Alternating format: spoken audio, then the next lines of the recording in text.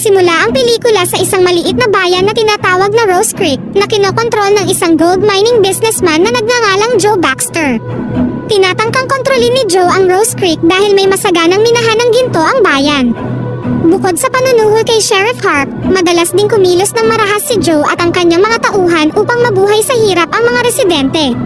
Ang mga residente na hindi na matiis ang pagdurusa ay nagtipon sa isang simbahan upang pag-usapan ang mga solusyon sa kanilang kasalukuyang problema. Habang nangyayari ito, si Emma at ang kanyang asawa na si Matthew ay bumoto para sa opsyon na panatilihin ang lupang meron sila sa Rose Creek at nilinaw na hindi nila ibebenta ang lupa kay Joe. Ngunit hindi nagtagal, biglang dumating si Joe sa simbahan kasama ang kanyang mga armadong tauhan at sinabi sa lahat ng mga residente na balak niyang bilhin ang lahat ng lupa sa Rose Creek sa halagang $20.